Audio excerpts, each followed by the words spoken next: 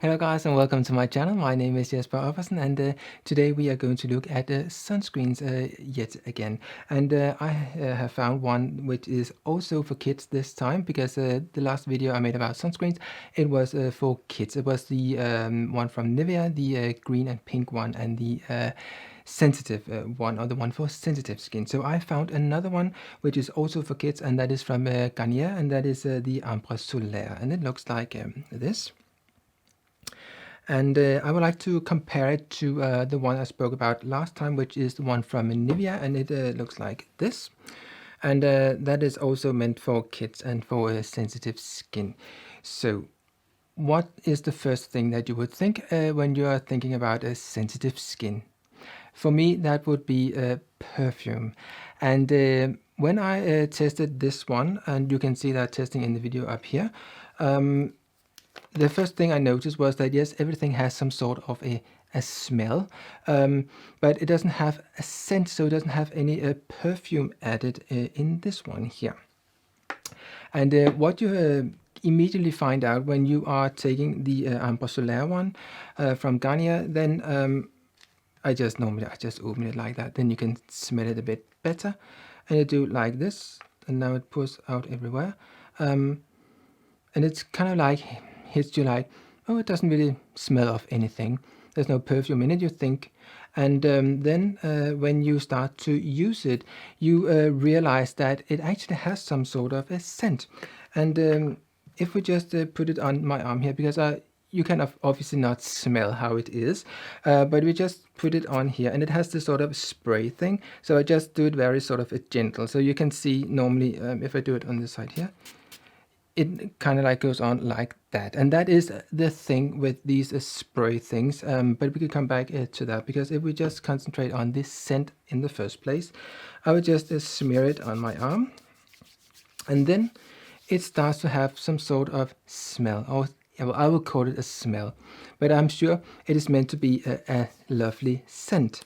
The thing is, in order for making this video today, I actually put this on my arm yesterday and had it on for many hours, and just to see how it would perform and so on. And what annoyed me rather a lot was that I put it on my arm, and every time I was sitting doing anything, or basically when I was just being, this scent from this stuff, it constantly got into my nose, and it was like it well, I would say when I've just put it on, you wouldn't really think that it had some sort of perfume, but after a little while it sort of becomes this sort of a little diluted, heavy, rosy sort of scent.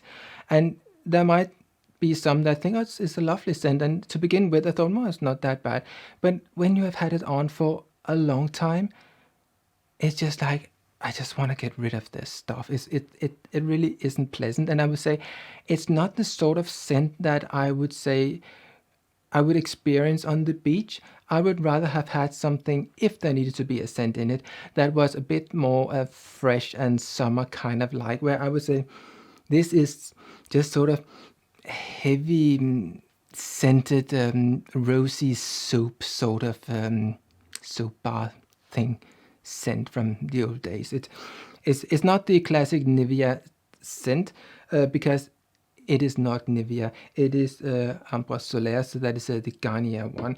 But it's not like it has a scent like this sort of classic sunscreen scent. It has this sort of weird scent, and I could not stand having that on my body for several hours. That would, well, at least I should be out in the open air, which of course you would be when you're using sunscreen. But still, I don't think that it is necessary to put any sort of perfume into a product which is for sensitive skin in the first place. And this is also for kids, so really there is no need to put a perfume in it. So that's it. When we are using the other one here, again, you can of course not smell it, but it just has this sort of a little bit of chemical. I think it reminds me of some sort of old-fashioned glue or something like that. Yeah, it's is not pleasant, but it's not something that you continue to have a lingering scent or smell of. So in general, there shouldn't be perfume in stuff for sensitive skin. I think that is clear for most people, but apparently not for Garnier. Now, another thing here is that if we just go back to how does it actually perform when you put it on, I just showed you that it goes on as these dots. And what I always feel is that you have been able to get these sprays for many years. And the thing is that if you spray it, like really give it a good spray, for example, on your arm, most of it will just hit everywhere else and you will lose a lot of it.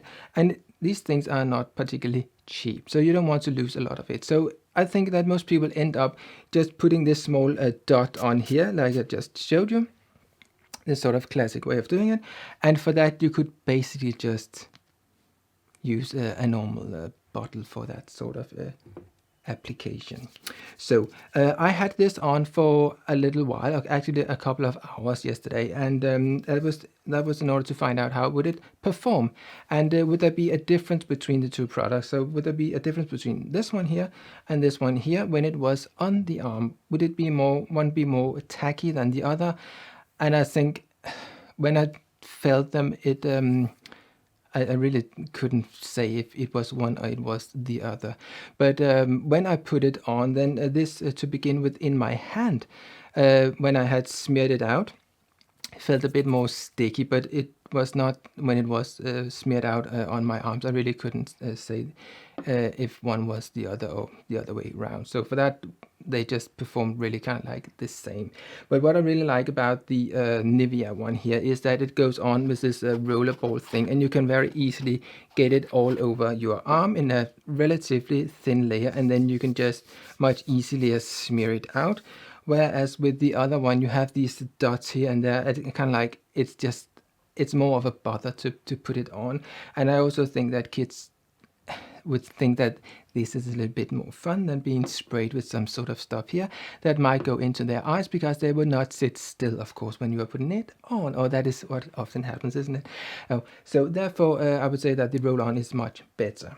So are there other things that are good about the roll-on thing here compared to the Garnier one? And yes, there is, because these ones here are both waterproof, so you can go out swimming. But in general, going out swimming with a sunscreen that is waterproof just kind of like means that you can wear it when you are in the water and it will not immediately go off. But when you go up and when you are drying yourself, you need to reapply anyway. So this is meant for being used on the beach, and therefore it is meant that you will take it into the water. And if you are, for example, in Hawaii, then there are some issues with sunscreens, because there are some sunscreens in the products that are not allowed to be there if you are using it in Hawaii. And this product here, it contains something called octocrylene, and I will write it down here. And that is one of those substances that are problematic for coral reefs and the water environment. So that is not a good thing. So if you would like to do something for the environment, you will check the Nivea one instead. And they make quite a statement out of writing on their webpage that all their sunscreens are reef safe. And we cannot say the same about the Garnier one, because it actually contains something that should not be in it. And I'll put a link to another webpage below in the comment box, so you can read for yourself what sort of issues there are with the sunscreens and which one there should not be in, the filters that should not be in. Now, so another thing that you would like to know when you're buying a sunscreen is how good is it? And these ones here, they are both SPF 50 plus, and they both have the UVA in a circle, which is the EU mark that tells you that the UVA is at least a third of the SPF 50. Now, there is another marking as well, and that is the star rating from Boots here in England. And if you're looking at the Nivea one here, it has 4 stars. And what that means is that the UVA and the UVB is very close to being the same. Whereas if it is just the UVA mark, then you risk that it is down to just a third of the UVB for the UVA. And when you're looking at the Garnier one, then you will see at the back up here that it says there are only 3 stars. So what that means is that the UVA and the UVB, they are very different, but they do live up to the EU standards of it has to be at least a third for the UVA compared to the UVB. But when you have the option of taking a product that has no perfume in it and which is reef safe and which is a 4-star rated one by Boots, and you can see that if you look, find it, it says down here, you can see there are 4 stars there. I would clearly prefer this one here over the Garnier one here for various reasons. So both for the smell, the SPF protection, the reef safeness, and all that sort of stuff. So I think that this is a fail, and this is the one that you should go for instead. And price-wise, it's sort of this is the stuff that you buy in the supermarket, so it's not super expensive, but sunscreens in general are a little bit on the pricey side. So yeah, if you would like to see more of this sort of videos, please subscribe, hit the bell, do all those things you must do in order to be notified when I upload more of this sort of videos. Thank you for watching, see you, bye!